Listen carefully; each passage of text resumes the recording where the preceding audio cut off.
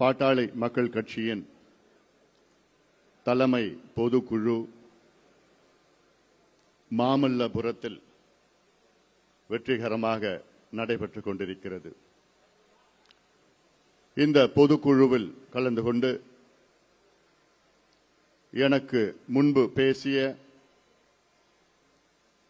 மீண்டும் பாட்டாளி மக்கள் கட்சியின் தலைவர் பொதுச் செயலாளராக பொறுப்பேற்ற மரியாதைக்குரிய திரு வடிவேல் ராவணன் அவர்களே, மீண்டும் பாட்டாளி மக்கள் கட்சியின் பொருளாளராக தேர்வு செய்யப்பட்ட அருமை சகோதரி திலகபாமா அவர்களே,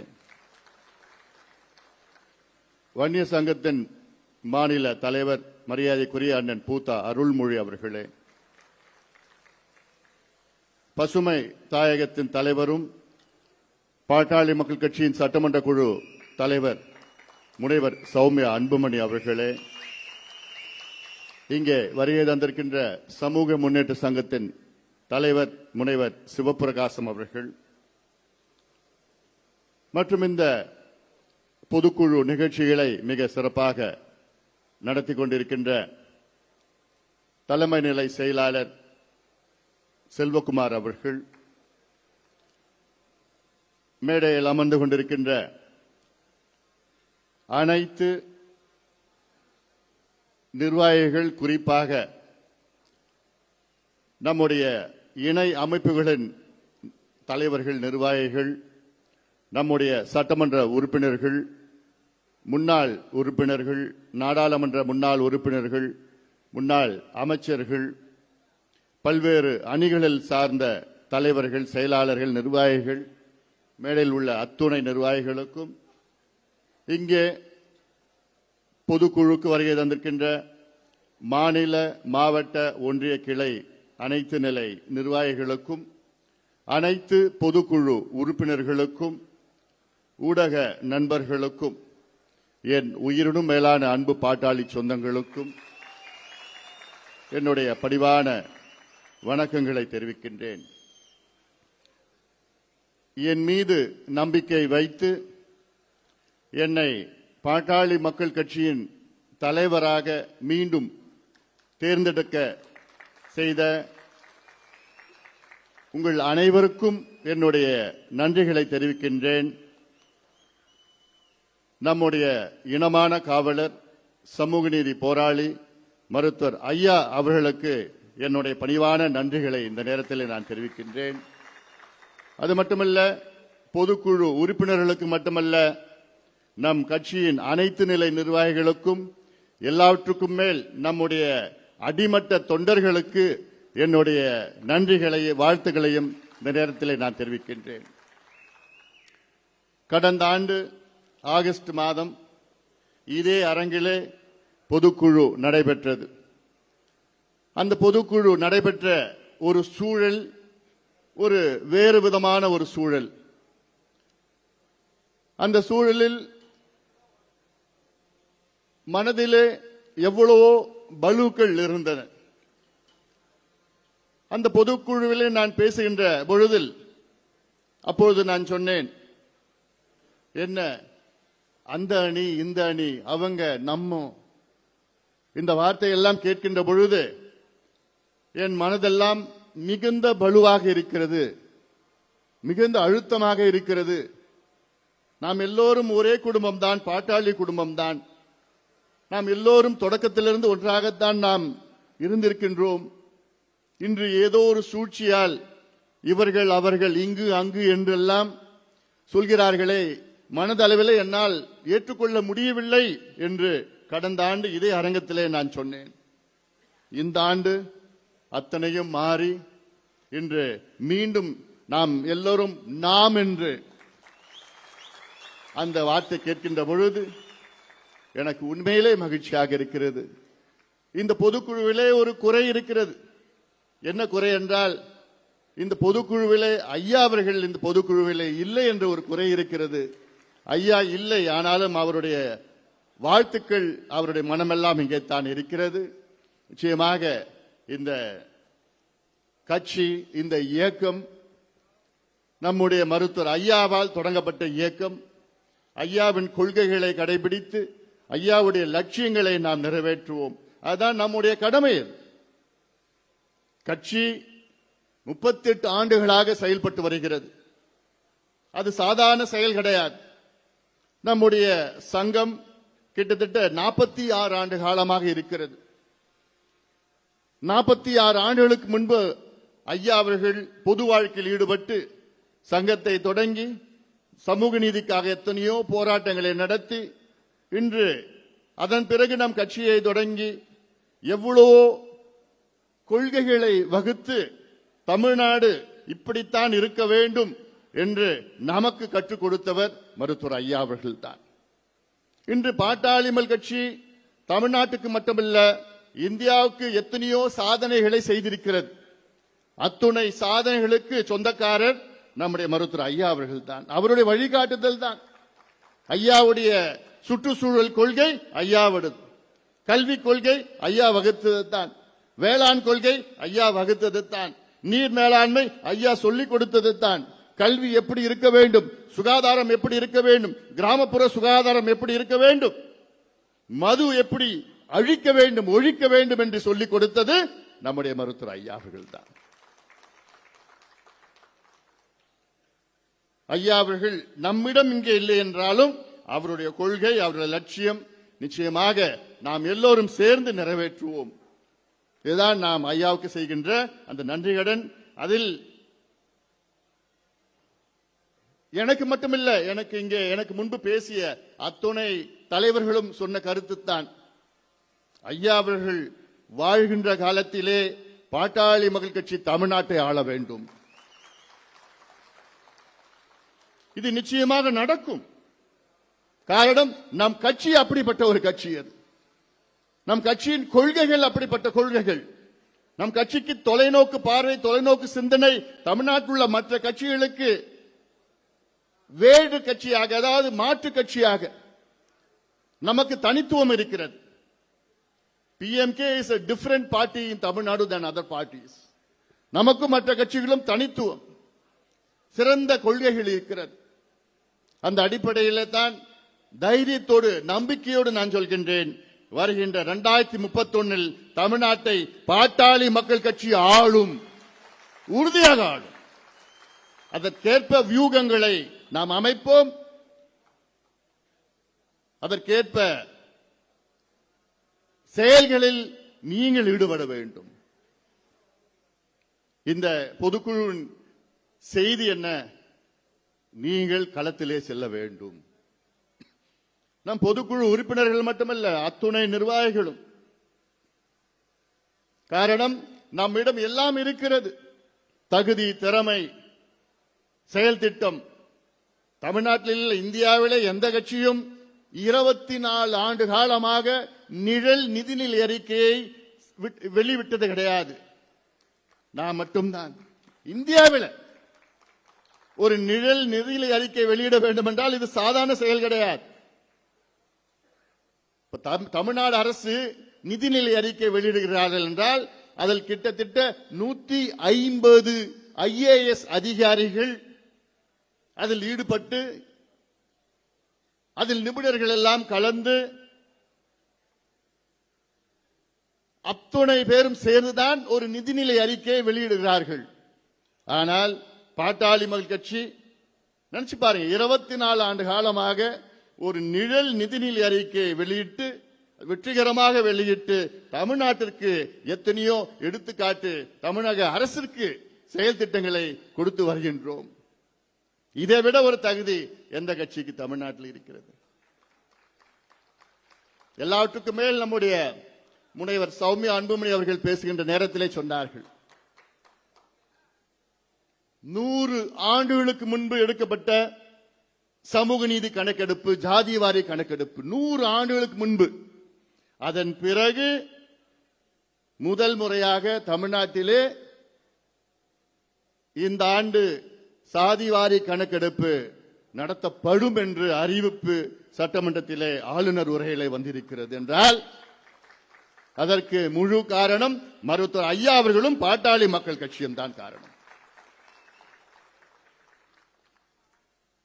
ஏனால் இது ஏதோ ஒரு கணக்கெடுப்பு, இது ஒரு சாதி கணக்கெடுப்பு அப்படி எல்லாம் ஒரு சில பேர் பேசுகிறார்கள். அவர்களுக்கு அந்த அளவுக்கு புரிதல் இல்லை. இந்த கணக்கெடுப்பு நடத்தினால் தமிழ்நாடு முன்னேறும், அனைத்து விதத்திலும் தமிழ்நாடு முன்னேறும். அதுதான் நம்முடைய இலக்கு. அந்த வகையில நீங்கள் நம்முடைய இலக்கை நோக்கி 2031 பாமக ஆட்சி, நம்முடைய ஆட்சி வர வேண்டும். அதற்கு நமக்கு களம், நமக்காக இருக்கின்ற அமைத்த களம் இது. கடந்த சட்டமன்ற தேர்தலில் நாம் வெற்றி பெற முடியவில்லை. ஆனாலும் தேர்தலுக்கு பிறகு தலை நிமிர்ந்து நின்று கொண்டிருக்கின்றோம். மற்ற கட்சிகள் எல்லாம் துவண்டு அடங்கி ஒடுங்கி இருக்கின்ற நேரத்திலே நாம் மட்டும்தான் தலை நிமிர்ந்து நிற்கின்றோம். காரணம், மக்களுடைய நமக்கு ஆதரவு. தேர்தல் முடிந்தவுடன் வேகமாக களத்தில் இருப்பது ஒரே ஒரு கட்சி தான், பாட்டாளி மக்கள் கட்சி. ஆளுங்கட்சி அது வேறு, அவர்கள் ஆட்சியில் இருக்கின்றார்கள். ஆனால் நாம் வேகமாக தமிழ்நாட்டில் உள்ள ஒவ்வொரு பிரச்சனையை, எந்த பிரச்சனை வந்தாலும் முதல் குரல் கொடுத்து, முதல் அறிக்கை விட்டு, முதல் போராடி களத்தில் இறங்கி மக்களுக்கு விழிப்புணர்வு ஏற்படுத்தி, இதுதான் பிரச்சனை, இதுதான் தீர்வு என்று தொடர்ந்து சொல்லிக் கொண்டு வருகின்றோம். மீண்டும் நான் சொல்கின்றேன், இங்கே இந்த பொதுக்குழுவுடைய செய்தி என்னன்னா, களத்தில் இறங்குங்கள். நமக்கு எல்லாம் இருக்கு, தகுதி, திறமை, நேர்மை எல்லாம் இருக்கு. ஆனால் நம்முடைய இலக்கை அடைய வேண்டும் என்றால் களத்திலே, கிளையிலே நாம் செல்ல வேண்டும். சமீபத்தில் நான் திருவண்ணாமலை மாவட்டத்துக்கு நான் சென்றேன். இங்கே மேடையில் உள்ள அத்துணை நிர்வாகிகளும் வந்தார்கள். திருவண்ணாமலை மாவட்டத்தில் 8 சட்டமன்ற தொகுதிகள், 86 நம்முடைய கட்சியின் ஒன்றியம், பேரூர் நகரம். 86 மூத்த நிர்வாகிகளை அழைத்து சென்று 2 நாள் திருவண்ணாமலை மாவட்டத்திலே தங்கி அங்கே கிளைகளை ஒன்றியத்திலே ஆய்வு செய்தோம். அதன் பிறகு கிருஷ்ணகிரிக்கு சென்றோம். கிருஷ்ணகிரியில அங்கே கிட்டத்தட்ட 66 ஒன்றியம், பேரூர் கிளை, பேரூர் நகரம். மூத்த நிர்வாகிகள் 2 நாள் அங்கேயே தங்கி ஆய்வுகள் நடத்தினேன். நானும் நேரடியாக கிளைக்கு போனேன். கிளையில அங்க இருக்கின்ற இளைஞர்களை பேசினேன். என்ன பிரச்சனைப்பா உனக்கு? அதுல பல பேர் சொன்னாங்க, எங்களுக்கு மாவட்ட செயலாளர் யாருன்னு தெரியல. இது நம்ம உண்மையை நம்ம ஏத்துக்கணும். அப்போ என்ன நிலையில நம்ம அரசியல் நடத்திட்டு இருக்கிறோம், நம்ம கட்சி நடத்திட்டு இருக்கிறோம். ஏன்னா இது இவங்க சொன்னாங்க, இல்லங்க நாங்க போறோம்னு. நான் சொன்னேன், நானே வரேன். ஏன்னா நம்ம மேடையில பேசலாம், தமிழ்நாடு ஃபுல்லா சுத்தி வரலாம், சட்டமன்றத்தில் நல்லா பேசலாம், பொதுக்கூட்டத்தில் நல்லா பேசலாம், மாநாடு நடத்தலாம், நடைபயணம் நடத்தலாம், எல்லாம் பண்ணலாம். ஆனால் நம்முடைய கிளை நீரோட்டமாக இருக்க வேண்டும். அப்போதுதான் நாம் தேர்தலில் வெற்றி பெற முடியும். சில ஒன்றியத்தில் ஒன்றிய செயலாளர் யாருன்னு கூட தெரியலன்னு சொன்னாங்க. ஒன்றிய செயலாளர் நாங்க பார்த்ததே இல்லை. இதை மாற்றி அமைக்க வேண்டும். அதுதான் இந்த செய்தி, இந்த பொதுக்குழு செய்தி. அதுதான் உங்களுக்கு நான் சொல்லணும். தயவு செய்து களத்துக்கு போங்க. இல்ல நான் மாவட்ட செயலாளர், நான் இப்படிதான் இருப்பேன்னா, அப்போ நீங்க மாவட்ட செயலாளர் இருப்பதற்கு தகுதியற்றவர்கள். நீங்க மாவட்ட செயலாளர் எங்கன்னா கிராமத்துக்கு போகணும். இந்த பேஸ்புக் வச்சுக்கிட்டு, ட்விட்டர் வச்சுக்கிட்டு, சோசியல் மீடியா வச்சுக்கிட்டு, பதிவு வச்சுக்கிட்டுலாம் பண்ணாதீங்க. போதும். இதுதான் என்னுடைய எதிர்பார்ப்பு உங்கள்கிட்ட. நீங்க எந்த பொறுப்பு வந்தாலும் சரி, கிளைக்கு போங்க. நீங்க எடுத்துக்காட்டாக இருங்க. பல ஒன்றிய செயலாளர்கள் போறது கிடையாது, பதிவு போட்டு அரசியல் பண்ணிட்டு இருக்கிறாங்க. தயவு செய்து போங்க. இதுக்கு பிறகு எப்படி இருந்தீங்களோ இதன் பிறகு மாற்றிக்கொள்ளுங்கள். இதுதான் உங்ககிட்ட நான் கேட்கிறேன். நான் வீரவசனம் மேடையில பேசல, நாங்க வருவோம், அடுத்தது நாங்க தான் நிச்சயமா வருவோம்.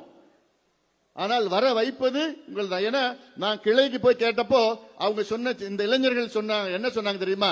ஐயா, இந்த ஊர்ல ஒரு பஸ் ஸ்டாண்ட் இல்ல, ரோடு சரியா இல்ல, பஸ் வரல.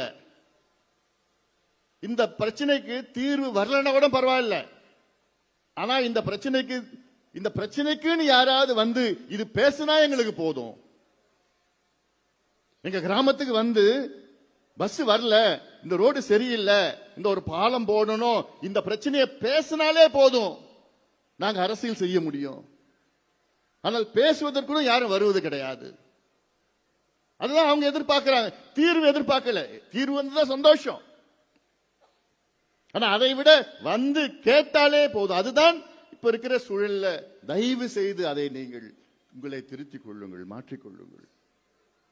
நாங்க தலைமையில வேகமா போனா பிரயோஜனம் கிடையாது. நீங்க எங்க கூட வரணும். வேகம், அந்த வேகத்துல நீங்களும் வரணும். வந்தாதான் வேகமா நம்ம போய் ஒன்னா போக முடியும்.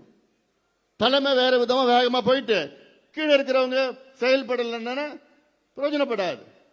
38 வயசு நமக்கு, கட்சிக்கு 38 வயசு. நினைச்சு பாருங்க. 2 ஆண்டுகளுக்கு முன்பு கட்சி தொடங்கி இன்னைக்கு ஆளுங்கட்சி.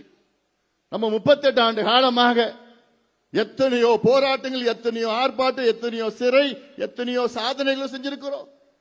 எவ்வளவு மாநாடுகள் நடத்தியிருக்கிறோம். நம்மை போன்ற தமிழ்நாட்டில் வேற எந்த கட்சியும் கிடையாது. எவ்வளவு நம்ம செஞ்சிருக்கிறோம். எவ்வளவு மாற்றங்கள் வந்திருக்கு நம்மால தமிழ்நாட்டுக்கு வந்திருக்கிறது. ஆனா நம்ம ஆள முடியல. இன்னைக்கு அந்த ஏக்கம் எல்லார் மத்தியிலும் இருக்கு. நம்ம மத்தியில இருக்கு, ஏக்கம் இருக்கு. இன்னைக்கு மேகதாது அப்படின்னு தமிழ்நாடு மக்கள் இன்னைக்கு மேகதாது பிரச்சனை என்னன்னு தெரிஞ்சுக்கிறதுக்கு காரணமே பாட்டாளி மக்கள் கட்சி தான். இது நான் பெருமையா நான் சொல்லுவேன். ஏன்னா அதுக்கு முன்பு சில இளைஞர்கள், ஏன் கர்நாடகால டேம் கட்டினா என்ன, வீணா போற தண்ணியை தடுக்க டேம் கட்டினா என்ன, புரிதல் இல்லாத பேசினாங்க. அப்புறம் நம்ம பேசி மேகதாது பிரச்சனைனா என்ன, அதோடைய வரலாறு என்ன, 1892 ஒப்பந்தம் என்ன, 1924 ஒப்பந்தம் என்ன, 74 ஏன் புதுப்பிக்கல, யார் இருந்தாப்போ, அதன் பிறகு நடுவர் மன்றம் எப்ப அமைச்சாங்க, 90 அமைச்சாங்க, 91 இடைக்கால தீர்ப்பு, 2007 இறுதி தீர்ப்பு, 2013 கெசட் நோட்டிபிகேஷன், 2018 உச்ச நீதிமன்றம் தீர்ப்பு, அதன் பிறகு இப்ப பிரச்சனை எல்லாம் வந்துட்டு நிறைய எல்லாமே சொல்லி அங்க கட்டினா நமக்கு தண்ணி வராது. எவ்வளவு தண்ணி மாசம் மாசம் விடணும், எவ்வளவு பெரிய காட்டு அழிக்கிறாங்க, அதெல்லாம் சொல்லி அங்க போய் நேரடியா போய் களத்துல போய் அதை போய் சோசியல் மீடியாவிலையும் அதெல்லாம் சொல்லி இப்பதான் இவ்வளவு பிரச்சனை இருக்கா. அது மட்டும் இல்ல, நாடாளுமன்றத்தில் மாநிலங்களவையில ஒரு கேள்வி எழுதி ஒரு கேள்வி இல்ல, நான் போட்டது 15 கேள்வி போட்டேன். 2 கேள்வி தான் பதில் சொல்லி இருக்கிறாங்க. 15 கேள்வி போட்டிருக்கிறேன் நான். அது 2 கேள்வி பதிலே இன்னைக்கு மத்திய அரசு நிலைப்பாட்டு வெளி வந்துடுச்சு. இப்போ நான் கேட்ட கேள்வி மேகதாது அணை சம்பந்தமா கேட்ட கேள்வி இல்ல. மத்திய அரசு என்ன பதில் போட்டிருக்காங்க, மேகதாது அணை கர்நாடகா கட்டணும்னா தமிழ்நாடு அனுமதி தேவையில்லை என்று ஒரு பதில் நாடாளுமன்றத்தில் என் கேள்விக்கு பதில் அளித்திருக்கின்றார்கள். இது எவ்வளவு பெரிய அப்பட்டமான ஒரு பொய், தமிழ்நாட்டுக்கு எவ்வளவு பெரிய ஒரு துரோகம் இது. எவ்வளவு தீர்ப்புகள் இருக்கிறது, எவ்வளவு ஒப்பந்தங்கள் இருக்கிறது, எவ்வளவு உச்சநீதிமன்ற தீர்ப்புகள் இருக்கிறது. அதுல உச்சநீதிமன்ற தீர்ப்புல 18வது பாகத்துல அதுல ஏதோ ஒரு பாயிண்ட்ல வச்சு மறைமுகமா அனுமதி தேவையில்லைன்னு. எவ்வளவு பெரிய ஒரு துரோகம் தமிழ்நாட்டுக்கு. இது வெளி வந்த பிறகுதான் மற்ற கட்சிகள் எல்லாமே ஆமா ஆமா ஆமா. இது பெரிய சூழ்ச்சி. ஏன்னா மத்திய அரசு அவங்களுக்கு கர்நாடகாவில் 2028 தேர்தல் வர இருக்கிறது. பிஜேபி கர்நாடகாவில் வெற்றி பெற வேண்டும் என்று அவங்களுடைய நோக்கம். காங்கிரசுக்கு கர்நாடகாவில் இப்ப ஆளுங்கட்சி, காங்கிரஸ் கர்நாடகாவில் மீண்டும் ஆட்சிக்கு வரணும்னு அவங்களுடைய நோக்கம். ஆக 2 கட்சியும் சேர்ந்து சூழ்ச்சி செய்து தமிழ்நாட்டுக்கு தண்ணி வரவிடாம அங்க மேகதாது கட்டியே தீர்வோம், மேகதாது கட்டினா அங்க வெற்றி பெற்று விடுவாங்களாம். அடிக்கல் நாட்டினா போதும் வெற்றி பெற்று விடுவாங்க. இப்படியெல்லாம் பெரிய சூழ்ச்சிகள் நடக்குது. இது சம்பந்தமா தான் நான் அறிக்கை வெளியிட்டேன். 2 நாட்களுக்கு முன்பு ஒரு அறிக்கை வெளியிட்டேன். இது பிஜேபியும் காங்கிரஸும் சேர்ந்து சூழ்ச்சி பண்றாங்க.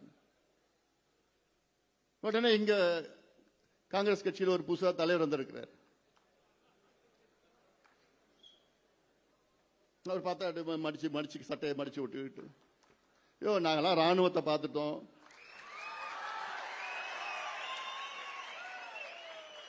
துப்பாக்கி சூட பார்த்துட்டோம், தடியடிய பார்த்துட்டோம், ஜெயில எல்லாத்தையும் நாங்க பார்த்துட்டோம். நீங்க அப்ப பிறக்க கூட இல்லை.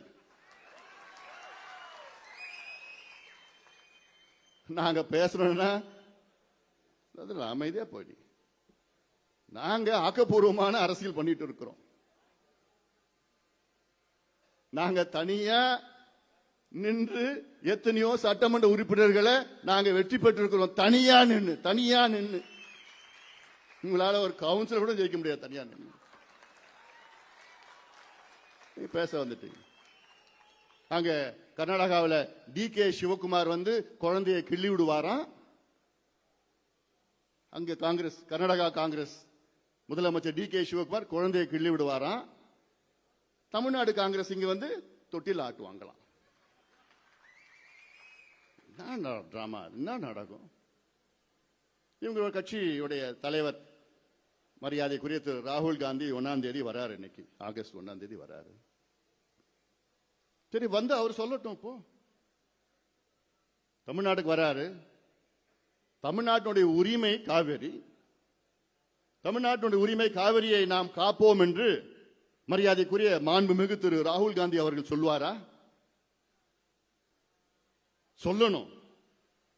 இது நம்ம உரிமை. காவிரி என்பது நம்முடைய உரிமை. அது காலகாலமா நம்முடைய உரிமை. அது நம்ம தான் அனுமதிச்சுட்டு வரோம். எத்தனையோ ஒப்பந்தங்கள் இருக்கிறது, எத்தனையோ தீர்ப்புகள் இருக்கிறது, தீர்வுகள் இருக்கிறது. அது மட்டுமல்ல, இதே மரியாதைக்குரிய திரு ராகுல் காந்தி அவர்கள் அந்தமான் தீவுல நிக்கோபார் பெரிய தீவு இருக்கிற, அதுல கிரேட் நிக்கோபார் ப்ராஜெக்ட் என்று மத்திய அரசு ஒரு திட்டத்தை கொண்டு வரார்கள். அந்த திட்டம் அந்த பகுதியிலே ஒரு சிறிய அளவில் காட்டை அழித்து தான் அந்த திட்டத்தை கொண்டு வர முடியும். அது ஸ்ட்ராட்டஜிக் ப்ராஜெக்ட். நம்முடைய பொருளாதாரம் மட்டுமல்ல, நம்முடைய இந்திய பாதுகாப்பு அதற்காக கொண்டு வர திட்டம் அது. அது நிக்கோபார் தீவுல ஒரு திட்டம். அது அதை மரியாதைக்குரிய திரு ராகுல் காந்தி அவர்கள் அந்த திட்டத்தை எதிர்க்கிறார். காரணம், அங்கே காடுகள் அழிக்கப்பட இருக்கின்றன என்ற ஒரு காரணத்தால் தான். அந்த உணர்வை நான் புரிந்து கொள்கின்றேன். அந்த எண்ணமும் அதை நான் ஏற்றுக்கொள்கின்றேன். மரியாதைக்குரிய திரு ராகுல் காந்தி அவர்கள் அங்கு காடு அழிக்கக்கூடாதுன்னு சொல்றதை நானும் ஏத்துக்கிறேன். ஆனால் அதே ராகுல் காந்தி அவர்கள் இங்க மேகதாதுவனை கர்நாடகாவில் கட்டினாங்கன்னா 12,500 ஏக்கர் காட்டை அழித்து தான் அந்த அணையை கட்ட முடியும். இதையும் மரியாதைக்குரிய திரு ராகுல் காந்தி அவர்கள் எதிர்க்க வேண்டும். இங்கேயும் தானே காட்டு அழிக்க போறாங்கன்னு அந்த திட்டமிட்டு இருக்கிறாங்க. அப்போ இதை நான் 1ஆம் தேதி வரப்போறார், ஆகஸ்ட் 1ஆம் தேதி ராகுல் காந்தி அவர்கள் தமிழ்நாட்டுக்கு அவர் அறிவிக்கணும். தமிழ்நாடு மக்களுக்கு எந்த பாதிப்பு இருக்காது. காவிரியில மேகதாது அணை கர்நாடகா கட்ட மாட்டாங்க, காட்டு அழிக்க மாட்டாங்க என்ற அறிவிப்பு மரியாதைக்குரிய மாண்புமிகு திரு ராகுல் காந்தி அவர்கள் வெளியிடணும், சொல்லணும், பேசணும். ஏன்னா இவருடைய அரசு தான் அங்க, காங்கிரஸ் அரசு தானே அங்க இருக்கு. கர்நாடகாவில் ஆளுகின்றது காங்கிரஸ் அரசு. இவர் சொன்னா நிச்சயமா கேட்பாங்க அங்க. அதனால்தான் இதெல்லாம் நான் சொல்லிட்டு வரேன். நான் இதுல எல்லாம் அரசியல் செய்ய நான் எனக்கு விருப்பம் கிடையாது. எனக்கு மேகதாது அணை கட்டக்கூடாது, அவ்வளவுதான்.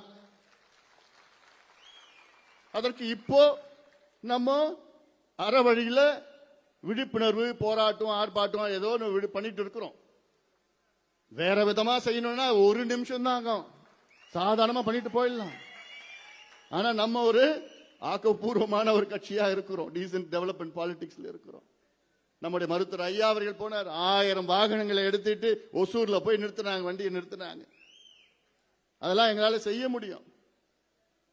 ஆனாலும் இது ஒரு ஆக்கப்பூர்வமா நம்ம பேசி நமக்குள்ள ஒற்றுமை வேண்டும்.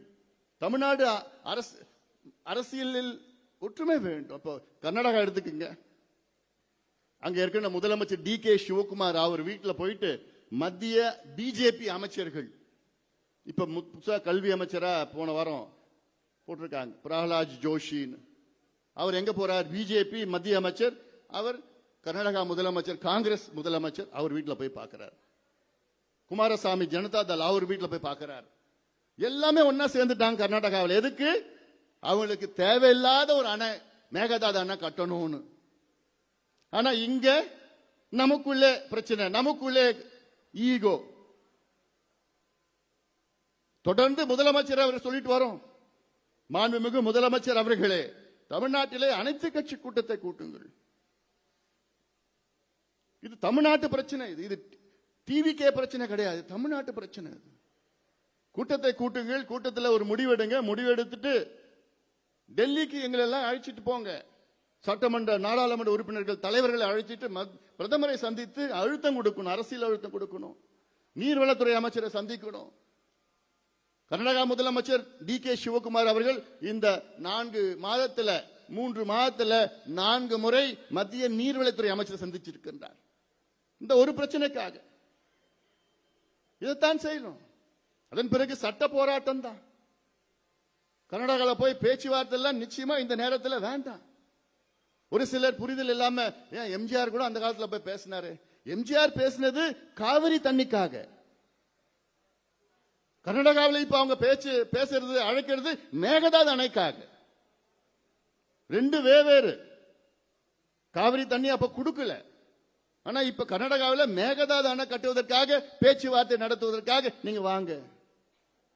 நிச்சயமா மேகதாதுவே நான் ஏத்துக்கல, பிறகு எதுக்கு நான் மேகதாது பத்தி பேச்சுவார்த்தைக்கு நான் கலந்துக்கணும்? எதுக்கு மேகதாது நடுவர் மன்றம்? மேகதாதுவே எனக்கு வேண்டாம், மேகதாதுவே நான் ஏத்துக்கல, மேகதாது நடுவர் மன்றம் எப்படி நான் ஏத்துப்பேன்? இதெல்லாம் உறுதியாக இதை இப்ப இருக்கின்ற தமிழக அரசு அதை கொஞ்சம் புரிதல் கொஞ்சம் இருக்கணும். ஏன்னா இது மிகப்பெரிய ஒரு பிரச்சனையா நாளைக்கு வரக்கூடாது. அதிகாரிகள் ஆலோசனைகள் பண்ணிட்டு இருக்கிறாங்க. ஆனாலும் அனைத்து கட்சி கூட்டத்தை கூட்டி அனைத்து கட்சிகளுடைய எண்ணங்களை, குறிப்பாக விவசாயிகளுடைய கருத்துக்களை கேளுங்கள். விவசாயிகள் மிகுந்த வருத்தத்தில் இருக்கின்றார்கள். தினம் 2 விவசாயி தற்கொலை செய்திருக்கின்றார். தினம் ஒரு விவசாயி தற்கொலை பண்ணாலே நமக்கு அவமானம். அது நமக்கு அவமானம். ஒரு விவசாயி தற்கொலை பண்ணா. ஆனா தினம் 2 பேர் தற்கொலை பண்ணிட்டு இருக்காங்க. என்ன காரணம்? அவங்க கடன் தொல்லை. எவ்வளவு கடன் வாங்கியிருக்கிறாங்க? 10,000 ரூபாய், 20,000 ரூபாய், 30,000 ரூபாய், 50,000 ரூபாய். நம்முடைய முனைவர் சௌமியா அவர்கள் சட்டமன்றத்தில் பேசினாங்க. 10,000 கோடி வாங்கிட்டு லண்டன்ல சொகுசா வாழ்ந்துட்டு இருக்கிறான். ஆனா 10,000 ரூபாய் கடன் வாங்கி அதை கேட்டால் கைத்துல தொங்குறான் விவசாயி. முதலமைச்சர் விஜய் அவர்கள் உடனடியாக தமிழ்நாட்டிலே வருகின்ற நிதிநிலை அறிக்கை கூட்டத்தொடரில் அனைத்து விவசாயிகளுடைய கூட்டுறவு வங்கி கடனை முழுமையாக தள்ளுபடி செய்ய வேண்டும், முழுமையாக தள்ளுபடி செய்ய வேண்டும். இது ஒரு சாதாரண செயல். இதுல நீங்க தயவு செய்து உங்க அதிகாரி என்ன சொன்னாலும் நீங்க கேட்காதீங்க. முதலமைச்சர் விஜய் அவர்களே, காமராசரை போல செயல்படுங்கள்.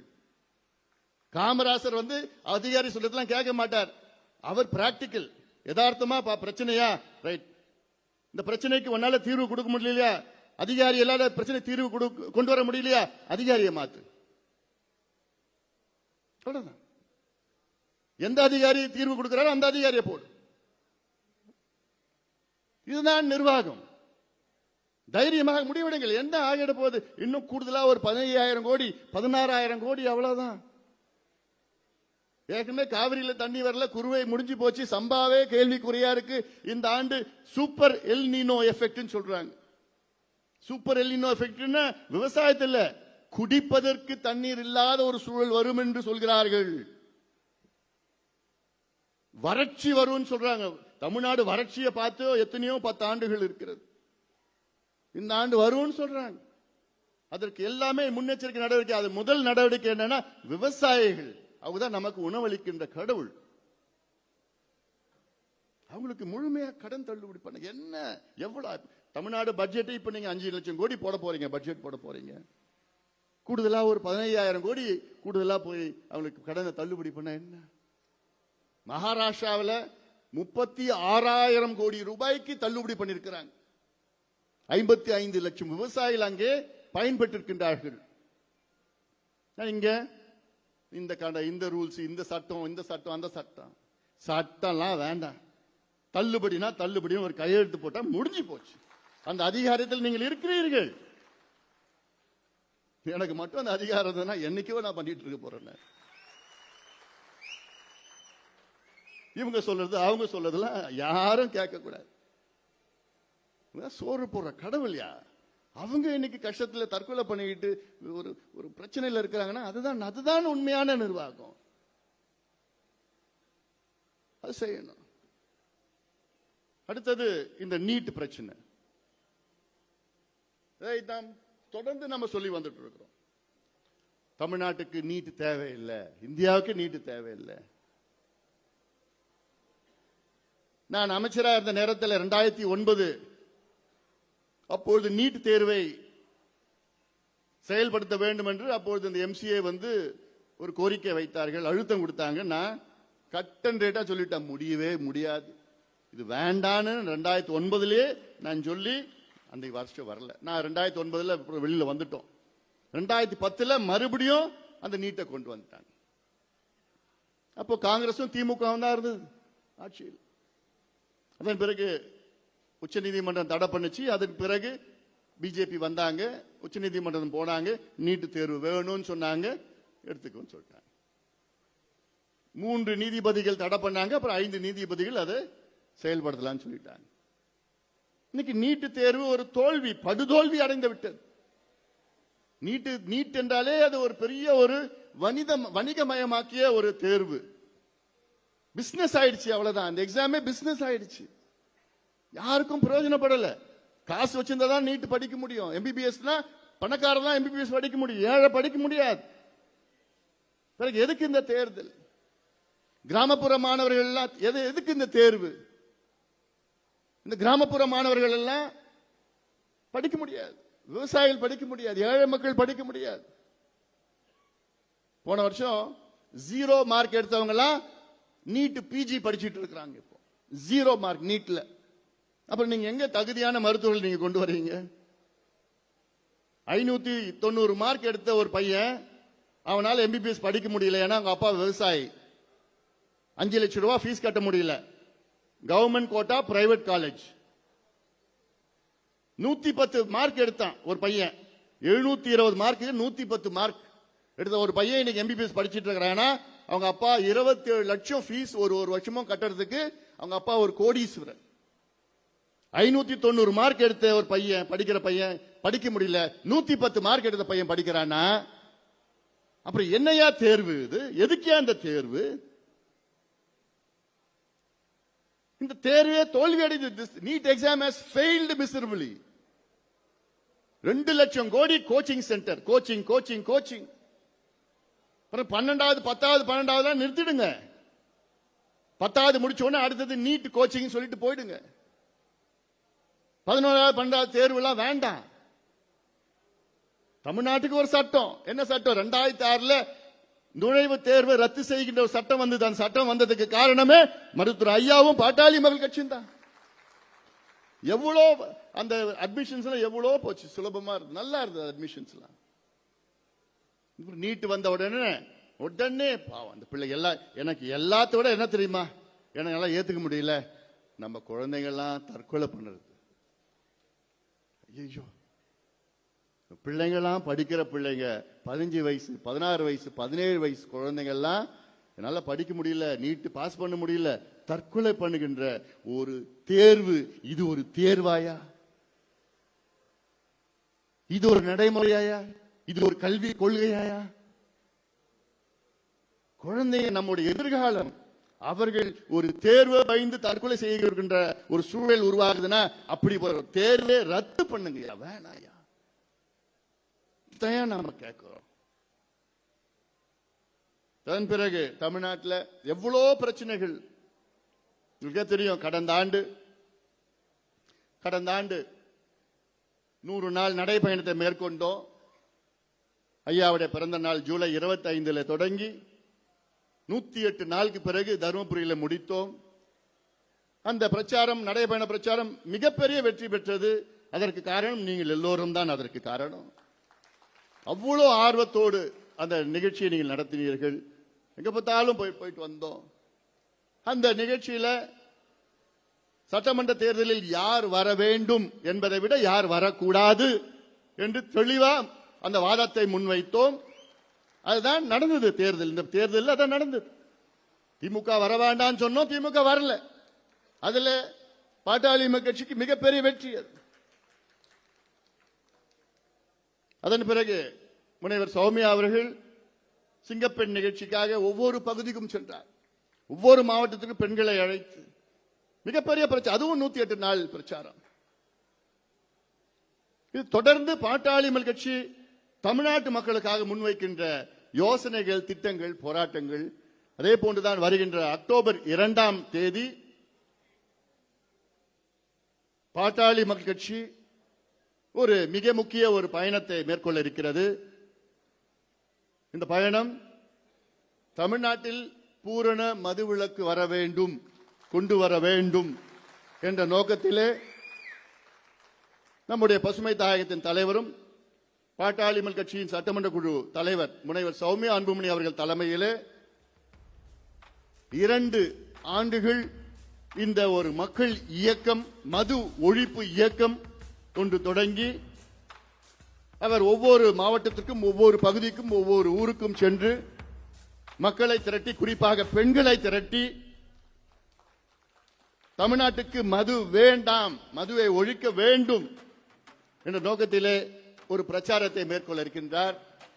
வருகின்ற அக்டோபர் 2ஆம் தேதியிலிருந்து அதற்கு நீங்கள் எல்லோரும் ஒத்துழைத்து அதற்கு ஏற்ப நிகழ்ச்சிகளை நீங்கள் எல்லோரும் நடத்த வேண்டும் என்று உங்களை அன்போடு பாசத்தோடு நான் கேட்டுக்கொள்கின்றேன். காரணம் இது மிக மிக அவசியமானது, மிக மிக அவசியமானது. இன்னைக்கு கூட தமிழ்நாடு அரசாங்கம் ஒரு அறிக்கை, என்ன, நகரத்தில் இருக்கிற டாஸ்மாக் கடைகள்லாம் தனியார் கிட்ட விட்டுடலாம். எவ்வளவு பெரிய யோசனை இது! யார் கொடுக்கறான்னு எனக்கு ஒண்ணும் புரியல. போன வாரம் பார்த்தா பார் தொடங்கலாமா 100 மீட்டருக்குள்ள.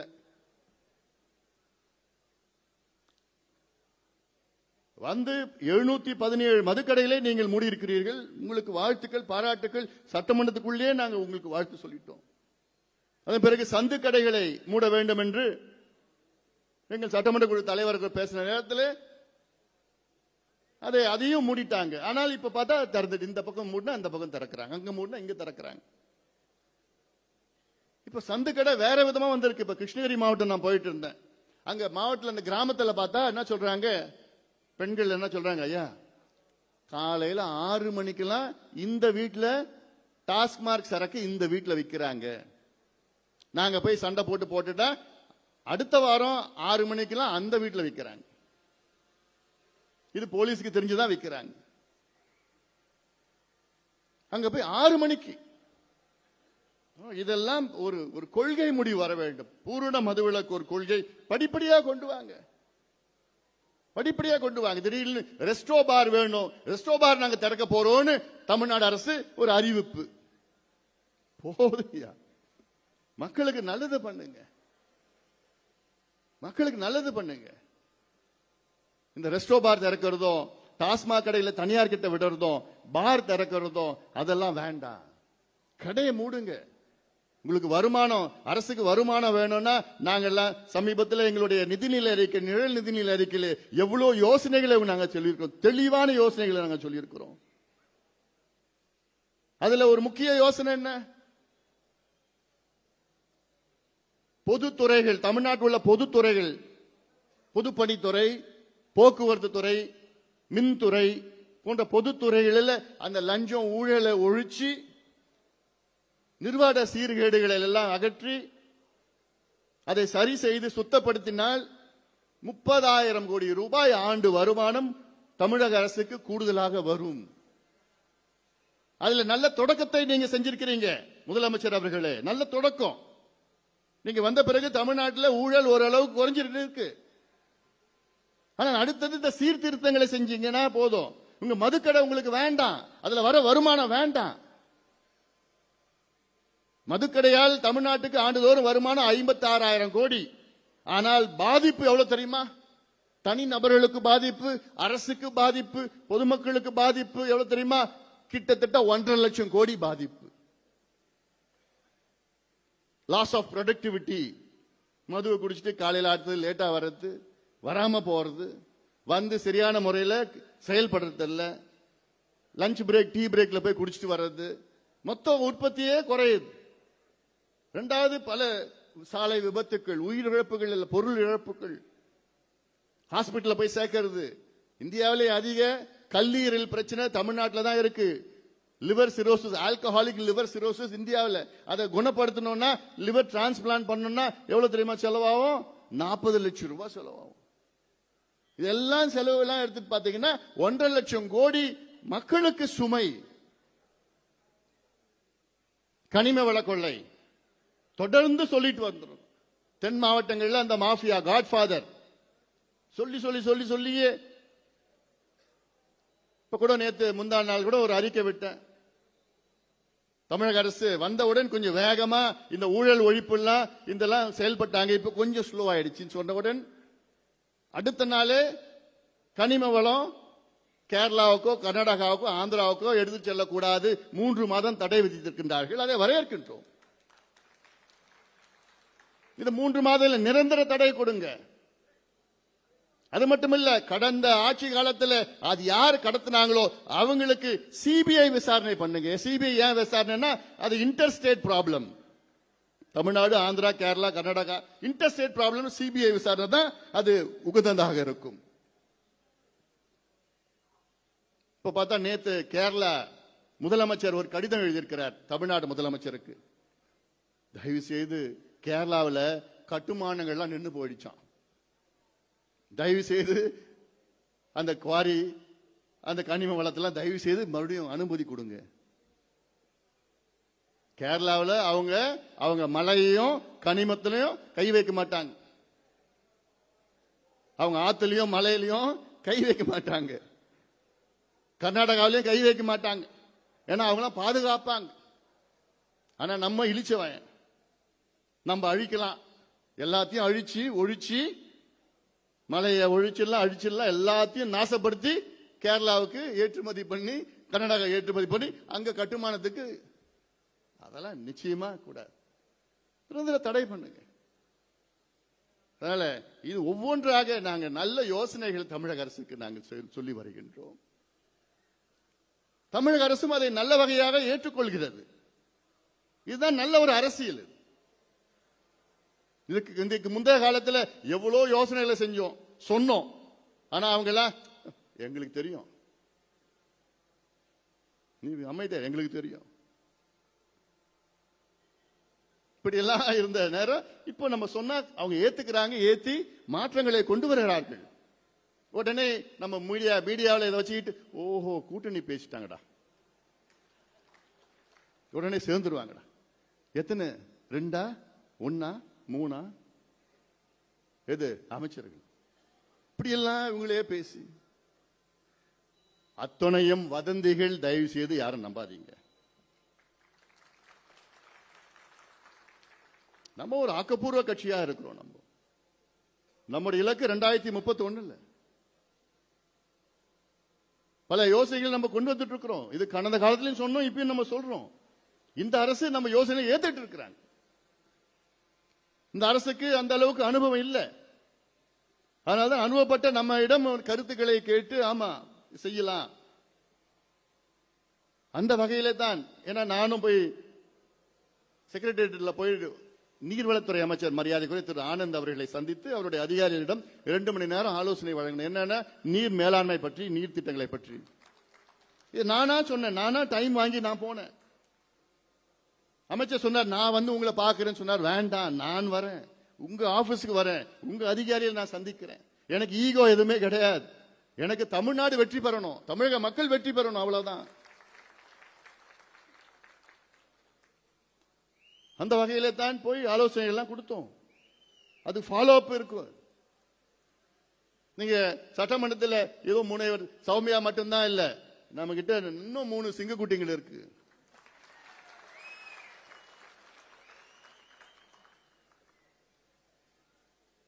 அவங்களையும் பார்க்க போறீங்க நீங்க. அதனால இதெல்லாம் நம்முடைய பெருமைகள். இதெல்லாம் நம்ம ஒரு நல்ல ஒரு ஆக்கப்பூர்வ கட்சி. அதெல்லாம் இன்னொரு செய்தி, இன்னும் ஒரு சில மாதத்தில் ஆந்திராவிலே பாட்டாளி மக்கள் கட்சி தொடங்கப்படும்.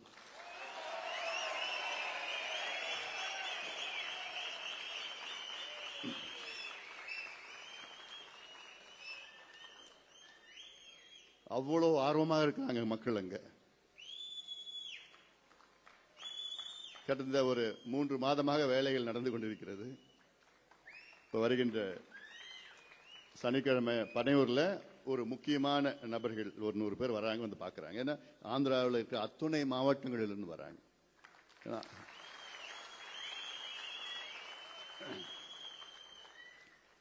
இதெல்லாம் நமக்கு அடுத்த கட்டத்துக்கு நம்ம கொண்டு போகணும். ஏன்னா எல்லாத்துக்கும் காரணம் நீங்கள் என் மீது நம்பிக்கை வைத்து என்னை உங்களுடைய தலைவராக தேர்வு செய்து என் மீது நம்பிக்கை வைத்து, அந்த நம்பிக்கை என்னைக்குமே வீண் போகாது.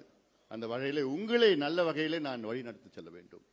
நல்ல வழியிலே, நேர்மையான வழியிலே, நியாயமான வழியிலே வழி நடத்த வேண்டும். ஏன்னா நமக்கு நம்முடைய பெரிய பலம் நம்முடைய இலக்குகள் இருக்கிறது. நம்முடைய கொள்கைகள் தான் நம்முடைய பெரிய பலம். ஏன்னா பல கட்சிகளுக்கு என்ன கொள்கை, என்ன கோட்பாடு என்னன்னு தெரியல. நமக்கு தெரியுது. ஐயா அவர்கள் வகுத்த நமக்கு மிகப்பெரிய பலம்னா நம்முடைய கோட்பாடுகள், கொள்கைகள், செயல் திட்டங்கள் எல்லாமே, தொலைநோக்கு சிந்தனைகள் எல்லாமே நமக்கு பிளான் எவ்வளவு இருக்கு. அதுதான் நம்ம பலம். அந்த திட்டங்களை எல்லாம் நடைமுறைப்படுத்தி, சில திட்டங்கள்லாம் ஆட்சி வருவதற்கு முன்பு நடைமுறைப்படுத்தலாம். இப்போ இது மாதிரிலாம் சொல்லி அரசுக்கு சொல்லி சாதி வாரிய கணக்கு நடத்துங்கள் என்று அதிகாரம் வருவதற்கு முன்பாக நம்ம நடைமுறைப்படுத்துவது. பலது நம்ம ஆட்சி வந்தவுடன் பல திட்டங்களை நடைமுறைப்படுத்தலாம். சாதாரணமா திட்டலாம். தமிழ்நாட்டில் இருக்கிற 3/1 பிரச்சனை, 1/3 of Tamilnadu's problem could be solved by just one signature. ஒரே கையெழுத்துல தமிழ்நாட்டில் உள்ள 3/1 பிரச்சனைகளை ஒரே கையெழுத்துல, கொள்கை முடிவு. அதுக்கு காசுலாம் தேவையில்லை, நிதி தேவையில்லை, யாரும் தேவையில்லை. ஜஸ்ட் கொள்கை முடிவு இருந்தா போதும். ஒரு கால்வாசி பிரச்சனையில தீர்க்கலாம். அதுவும் நாங்கள் சொல்லி இருக்கிறோம், சொல்லித்தானா இருக்க போறோம் நம்ம. அதெல்லாம் நீங்கள் மனதிலே வைத்து நாம் வேகமாக நாம் செயல்பட வேண்டும். நம்முடைய முனைவர் சௌமியா அவர்கள் சொன்னது போன்று இன்னும் இந்த பார்க்க ஏதோ ஒரு கைவிட்டு எண்ணலாம் மகளிர் நிர்வாகிகள் எல்லாம் மேடையில் ஒன்றும் காணும். மைனர் தான் உட்கார்ந்துருக்காரு முன்னாடி. இன்னும் அடுத்தது இன்னும் நிறைய இங்க இருக்கீங்க. இன்னும் அடுத்தது நிறைய வரணும். நம்ம மகளிர்னா வாக்காளர்கள் அப்படின்னு நம்ம பேச வேண்டாம். ஏன்னா பெண்கள் அவங்க காலங்காலமாக அப்படியே அடங்கி ஒடுங்கி எந்த ஒரு முன்னேற்றம் இல்லாத ஒரு சூழல் இருக்கிறது. அந்த வகையில் இன்னும் அதிக அளவில் பெண்கள் சேர்க்க வேண்டும். கிளைகளில் நீங்கள் எல்லோரும் கவனம் செலுத்துங்கள். இப்போ நான் ஒரு 20 நாள் முன்பு மாவட்ட செயலாளர்கள்லாம் பனையூருக்கு சந்திச்சவங்களெல்லாம் சந்திச்சேன் நான். அப்போ உங்ககிட்ட ஒரு செயல் திட்டத்தை நான் கொடுத்தேன். இன்னும் 10 நாள்ல எனக்கு கிளை தலைவர், செயலாளர், பொருளாளர் உடைய பேரு, போன் நம்பர் எனக்கு வேணும்னு சொன்னேன். ஒன்றிய செயலாளர், ஒன்றிய தலைவருடைய பேரு, போன் நம்பர் இருக்கணும்.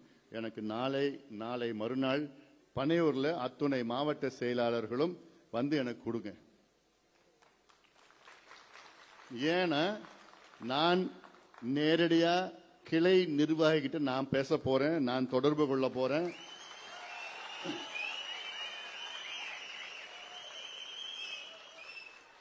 இது வந்து 2-way கம்யூனிகேஷன். சும்மா நம்ம சொல்றது மட்டும்தான் கிடையாது, அவங்க சொல்ற கருத்துகள் இருக்கு. அதனால இதே வந்து ஒரு தொடர்பு நம்ம பண்ண போறோம் நம்ம. அதனால இதே அவசியமா எனக்கு இன்னும் ஒரு 2 நாள் இந்த மாதத்தில் இருக்கு. இந்த மாதம் இறுதிக்குள் தமிழ்நாட்டில் உள்ள அத்துணை மாவட்டத்தில் உள்ள கிளை செயலாளர், தலைவர், பொருளாளர், முக்கியமா பொருளாளர் இல்லாத லிஸ்ட் எனக்கு கொடுக்க கூடாது. அவங்களுடைய போன் நம்பர், பேரு, போன் நம்பர், இமெயில் அட்ரஸ் இருந்ததுன்னா இன்னும் நல்லது. இதையெல்லாம் அவசியமா எனக்கு இன்னும் 2 நாள்ல அவசியமா நீங்கள் கொடுக்க வேண்டும் என்று இந்த நேரத்தில் நான் சொல்ல கடமைப்பட்டிருக்கின்றேன். அதனால நாம எல்லாம் களத்திலே நல்ல தைரியத்தோடு, நம்பிக்கையோடு நீங்கள் செல்லுங்கள். நம் கட்சி நிச்சயமாக ஒரு வருகின்ற 2031 தமிழ்நாட்டினுடைய ஆளும் கட்சியாக வரும். யாருக்கும் எந்த சந்தேகம். அதுக்கு ஏற்ப வியூகங்களை, யுக்திகளை எல்லாம் நாம் வைத்து நாம் வேகமாக நாம் நடைபோடுவோம் என்று இந்த நேரத்தில் கேட்டுக்கொண்டு, மீண்டும் நம்முடைய பொதுச் செயலாளர் வடிவேல் ராவணன் அவர்களுக்கும் நம்முடைய பொருளாளர் சகோதரி திலகபாமா அவர்களுக்கும் இந்த நேரத்தில் என்னுடைய வாழ்த்துக்கள் பாராட்டுக்களை நான் தெரிவிக்கின்றேன். இதே போன்ற மீண்டும் தேர்வு செய்யப்பட்ட அத்துணை நிர்வாகிகளுக்கும் என்னுடைய வாழ்த்துக்கள், நன்றிகள். இந்த பொதுக்குழுவில் நிறைய பேருக்கு பேசுறதுக்கு வாய்ப்பு கிடைக்கல, அதான் தப்பா எடுத்துக்காதீங்க. நேரம் இல்லை, ஏன்னா எல்லாமே நேரம் போய் நம்ம வெங்கடேசன், சதா, சக்தி அம்மா இந்த பக்கம் இருக்கிறாங்க, வேலுச்சாமியிலேருந்து நிறைய நம்ம TK ராசாலாம் இருந்திருக்கு. எல்லாமே இங்கே காயார் ஏழுமலை அவர்களுக்கும், கணேசமூர்த்தி அவர்களுக்கும், PK வாசு அவர்களுக்கும், காரணை ராதா அவர்களுக்கும், தட்சிணாமூர்த்தி அவர்களுக்கும், ராஜசேகர் அவர்களுக்கும், லோ குணா அவர்களுக்கும், ஜனார்தனன் அவர்களுக்கும், தனுஷ் அவர்களுக்கும், தனிகாச்சலம் அவர்களுக்கும், தீனதயாளன் அவர்களுக்கும், எலு பிரசாத் அவர்களுக்கும், குணலாலன் அவர்களுக்கும், துரை பூபாலன் அவர்களுக்கும், கதிரவன் அவர்களுக்கும், நம்முடைய ஜெயராமன் பேச விட்டு இருக்கலாம்ல. நம்ம புதுவையில் இருக்கின்ற அத்தனை பேரும் நிர்வாகிகளாக இங்கே வருகை தந்திருக்கிறீர்கள். அத்துணை பேருக்கும் என்னுடைய நன்றிகள், வாழ்த்துக்கள், பாராட்டுக்களை தெரிவித்து இந்த பொதுக்குழுவை வெற்றிகரமாக ஏற்பாடு செய்து நடத்தி கொண்டிருக்கின்ற நம்முடைய ஜெயராமன் அவர்கள் உள்ளிட்ட அனைத்து நிலை நிர்வாகிகளுக்கும் என்னுடைய நன்றிகளை தெரிவித்து நன்றியோடு அமர்கின்றேன். நன்றி உரை PVK வாசு அவர்கள். வாசு. மாநில பொதுக்குழு பாட்டாளி மக்கள் கட்சி சார்பாக மருத்துவர் அன்புமணி ஐயா அவர்களை தேர்ந்தெடுத்து அவர்களை தலைவராக அறிவித்த உங்களுக்கும், இங்கே வருகை தந்து சிறப்பித்து கொடுத்த அனைத்து தலைவர்களுக்கும், மாவட்ட, மாநில, ஒன்றிய, நகர கிளை அனைத்து நிலை பொறுப்பாளர்களுக்கும் நன்றி. நன்றி. காவல்துறை, பத்திரிகையாளர் அனைவருக்கும் நன்றி, நன்றி, நன்றி, நன்றி, நன்றி. வணக்கம். எல்லாரும்